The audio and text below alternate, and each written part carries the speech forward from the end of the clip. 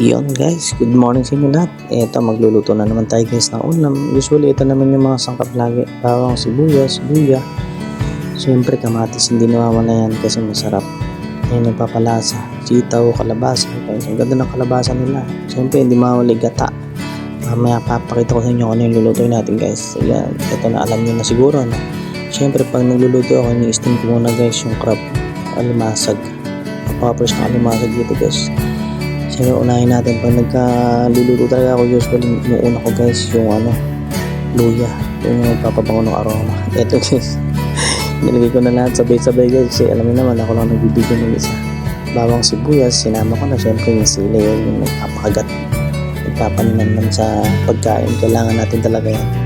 Tapos guys, usually ginagamit ko talaga patis kasi masarap ang patis kasi bukod sa hindi siya ganun kaalat, nagpapalasa rin siya sa niluluto. Tapos sinunod ko na guys yung kamatis. Isang kutsa lang guys, napaka-basic lang magluto. Ganyan lang ang routine ko araw-araw guys. Pagising sa umaga, magluluto tayo ng pagkain namin ni Mrs. bago pumasok. Tapos guys, ang ganda ng kalabasa nila. Lagyan na natin yung kalabasa. Sobrang fresh ang kalabasa dito. Yan guys, haluhaluin nyo lang. Ganyan kasi kung magsangkutsa guys, depende rin sa inyo kung paano kayo magluto ng ginataang alimasag. Tapos lagyan natin guys ng konting tubig. Siyempre mineral, kailangan malinis para lumambot yung kalabasa. Ito yung in-steam ko kaya guys.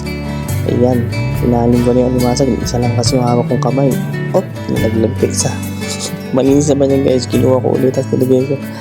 Ito yan, sama-sama lang guys. Tapos sangkutsa lang ulit ng konti alimasag, tapos lalagay ko ng guys yung sitaw. Fresh din yung sitaw niya, sarap. Magaganda ng mga gulay dito. Siyempre, kailangan dito fresh lagi. Ito naman guys yung kukumamang gata. Alam nyo ba guys yung kukumamang gata? Napaka sarap na gata niyan. Puro talaga siya. Yun yung usually ginagamit ko dito. Ayan, pagkatapos guys, pakukuluan mo lang. Ayan, napaka basic lang magluto. Alam nyo na kung ano yung lulutuin natin. Napaka sarap niyan, ginataan. Limasag. Maraming salamat guys. God bless you.